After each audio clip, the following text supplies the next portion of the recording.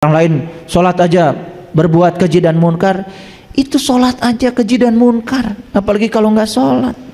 Ngerti maksud saya? Coba berpikiran positif ya, gitu. Jangan cari-cari alasan pembenaran. Jadi kalau kita hidupnya tidak menakjubkan, salah tempat, gitu aja. Mun pelit, kotor jiwa. Karena kekotoran jiwa itu akibat kemelekatan jiwa pada harta. Kalau dia tidak bisa melepaskan, itu tanda kalau melekatannya masih tinggi, itu ciri kotor jiwanya. Jadi sebetulnya latihan menyucikan jiwa dengan melepaskan kemelekatan pada uang, ujungnya akhlak. Nah yang kelima itu ilmu halimun. Tahu halimun? Halimun itu kabut, bukan ilmu supaya bisa menghilang. Buat apa? Jadi kalau cari orang yang kotor jiwanya, nggak usah periksa, pakai ronsen. Mau katingali pentaan duitna.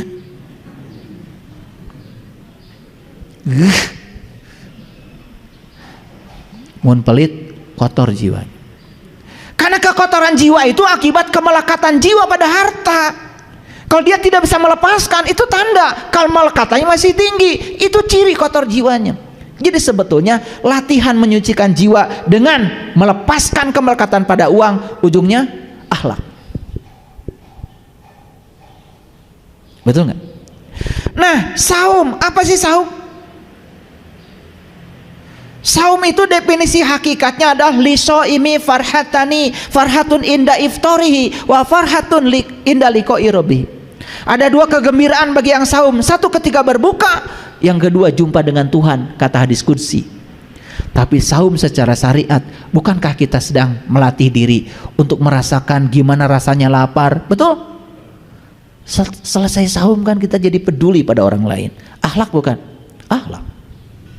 Haji, apa sih inti soalnya haji? Coba lihat, perintah haji selalu diikuti dengan ingat kepada Allah. Fa'idha afadtum min arafah fazkurullah, fa'idha qadaitum manasikakum fazkurullah. Semua perintah haji diakhiri dengan fazkurullah. Jadi haji itu puncaknya adalah ingat kepada Allah. Sekarang coba, Allah ada di saya? Ada di dalam tubuh kalian? Karena Allah bilang, inna rabbaka ahata binnas. Begitu kita melihat semua orang itu di belakangnya adalah Dia, beranikah kita menyepelekan orang? Berani ketika menghinakan orang? Akhlak bukan? Jadi kalau kita rangkum rukun Islam yang 5 itu, tetap rukun Islam ini adalah instrumen, ujungnya akhlak. Oke. Nah makanya kalau kami itu di Tatar Parahiang sudah punya nih rukunnya orang Sunda. Rukunnya orang Sunda itu 5.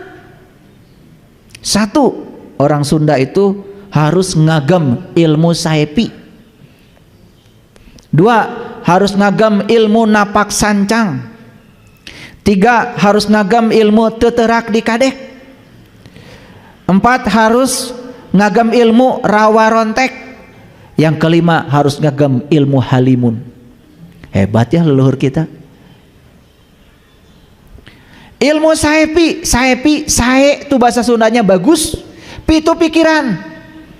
Jadi ilmu saepi, pikirannya bagus. Ilmu saepi itu bukan bisa terbang, apa mulianya? Yang bisa terbang burung.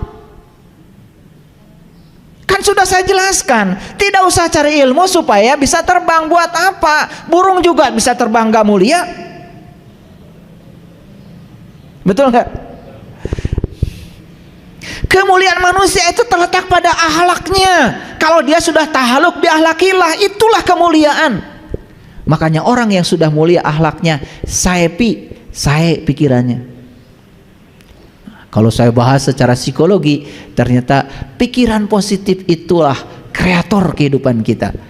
Begitu pikirannya positif, hidupnya positif. Pikirannya negatif, hidupnya negatif. Like attracts like, yang serupa menarik yang serupa. Hati-hati dengan pikiran.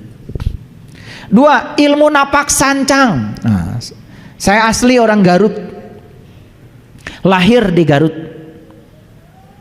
Di Garut itu ada namanya leuweung sancang. Leuweung sancang itu adanya di Santolo ke sana. Kalau dengar kata sancang bisa dikaitkan dengan masalah-masalah kegaiban. Makanya orang-orang yang belajar ilmu-ilmu yang tadi saya sebutkan, kesaktian, dan biasanya kalau orang belajar ilmu saktian adalah orang yang tidak siap menerima kenyataan hidup. Paham? Dan akan berhadapan dengan orang-orang yang tidak siap menerima kenyataan hidup. Orang yang ingin melanggengkan kemelekatan pada yang dia ingin. Makanya maaf ya, belajar ilmu kesaktian ujungnya apa? Kotor jiwa kita. Karena kita makin melekat pada yang kita ingin. Betul nggak? Iya. Hati-hati. Nah inilah pemurnian tauhid itu ini. Pemurnian tauhid itu ini. Dimurnikan tauhid kita. Yang ketiga, ilmu teterak dikadek, gak mempan digolok. Yang keempat, ilmu rawa rontek. Rawa rontek itu ilmu menyambungkan tulang belulang. Dan yang kelima, ilmu halimun. Apa makna dibalik semua itu? Baik, kita lihat. Ilmu sahepi tadi apa? Sahep pikiran, bagus pikirannya selalu positif. Nah, berpikiran luas dan selalu positif. Bukan ilmu supaya bisa terbang, tetapi bagaimana pikiran ini menjadi energi positif, vibrasinya positif, frekuensinya positif. Karena apa yang digetarkan oleh pikiran itu akan menggetarkan semesta. Pikiran negatif akan menggetarkan yang negatif. Mohon maaf, kalau kalian punya utang, terus aja di otak kita pikirkan utang, tambah gede utangnya. Silakan kalau nggak percaya sama saya. Makanya di buku The Secret itu ya, Ronda itu mengatakan, kalau kamu punya utang, lupakan kata utang, ganti dengan kata berkelimpahan. Utangnya lunas, saldonya nambah. Saya sudah buktikan. Saya punya cicilan rumah, saya punya cicilan mobil. Di otak saya nggak ada cicilan, diganti berkelimpahan. Waktu transaksi ngambil rumah, saya bilang begini transaksinya di depan notaris, ini rumah bukan punya saya hanya hak guna pakai sepanjang saya dikasih nafas. Ini rumah punyamu ya Allah, ini rumah milikmu ya Allah, karena bukan punyaku, ini punyamu, tolong engkau yang cicil.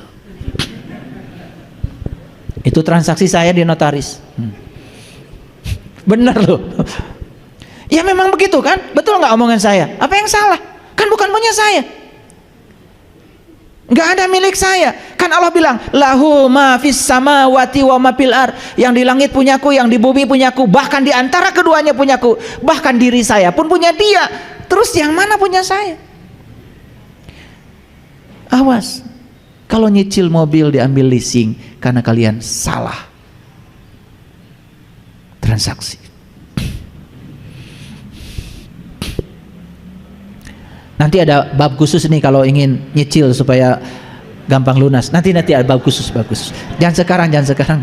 Kalau sudah masuk bab ini biasanya langsung mata terbelalak gitu ya. Saya tahu kalian cicilannya banyak, tapi nanti sebentar. Jadi ilmu sahepi itu akhlak bukan? Sakti enggak? Nih saya kasih tahu, semua orang yang pikirannya positif sakti, hidupnya menakjubkan. Jadi kalau kalian itu maaf ya, yang rada-rada besar itu timbangan badannya, begitu setiap makan takut gendut, semua makanan yang dimakan akan menjadikan tubuh tambah gendut. Karena kata gendut ada di pikiran. Like attracts like. Yang serupa menarik yang serupa. Jadi sebetulnya yang bikin gendut itu bukan makanan, pikiran. Sieun gendut. Makanya kalau sieun gendut, cai pun, air pun bisa bikin gendut itu. Nih pikiran. Makanya kalau makan banyak, berpikir langsing aja. Aduh nggak percaya sama saya. Ini ilmu mahal ini, udah mulai mahal nih.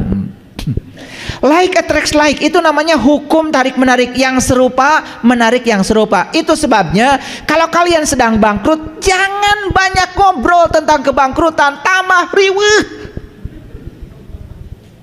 Kalian kalau bangkrut, ngobrol dengan si ini tentang kebangkrutan, ngobrol sini kebangkrutan, ya sudah, diulang-ulang terus kebangkrutan, tambah menderita.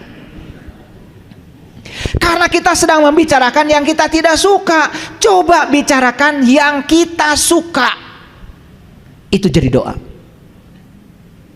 Kalau suamimu itu kurang baik, jangan dibicarakan ke si A, ke si B, ke si C. Masa gak ada kebaikannya? Bicarakan kebaikannya. Saya yakin akan berubah tambah baik. Makin dibicarakan keburukannya, makin tambah buruk. Aneh kita itu, pengen pasangan kita tambah baik, tapi yang dibicarakan kemana-mana selalu keburukannya. Siap-siap keburukannya akan bertambah. Itu like attracts like. Itu hukum tarik menarik. Agak saintifik sedikit ya kuliahnya, gaul dikit. Paham sampai di sini? Jadi ilmu Saipi ngerti? Ya, itu. Tidak usah baca ini sekian ribu kali supaya kamu bisa terbang. Nggak perlu. Mau terbang kemana? Mau terbang kemana? Mau nyopet kalian? Dan saya khawatir aja kalau kalian bisa terbang, nyopet. Begitu kita punya kesaktian, pasti dorongannya itu, hawanya itu pasti pada yang jelek. Begitu kita melanggar hukum alam, maka dorongannya pasti yang jelek. Makanya sakti itu apa tadi? Akhlaknya mulia. Para nabi, para rasul sakti. Nah, makanya kalau nonton film para wali itu keliru. Kalau wali itu kerjanya shot.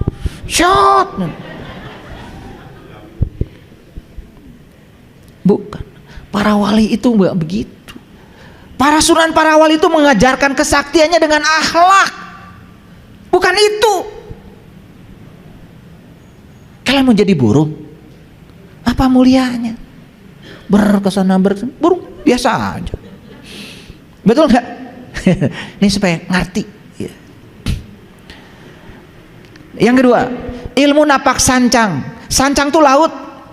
Jadi bukan ilmu supaya bisa berjalan di atas air. Buat apa kalian belajar di air?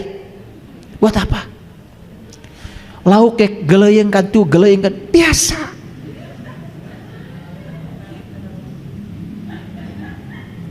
Ngerti? Mau jadi ikan? Napak sancang itu artinya ilmu supaya bisa menerima dan menghargai segala perbedaan. Ilmu supaya bisa diterima di semua golongan. Napak itu membumi. Di mana kamu tinggal, di situ langit dijunjung, di situ bumi dipijak, di situ langit dijunjung. Punya kemampuan adaptasi yang luar biasa. Tah eta napak sancang. Mun panggih jeung nu bodo, kade tong dipaksa nu bodo supaya pinter, karunya can pinter. Yang pinter ngikutin apa maunya orang bodoh, karunya. Dan nu bodo can pinter. Kan nu pinter mah pernah bodoh. Pengalaman. Betul nggak? Jadi kalau ketemu orang yang tidak sadar, jangan dipaksa, mereka harus ada di kesadaran kita. Kasihan, can sadar.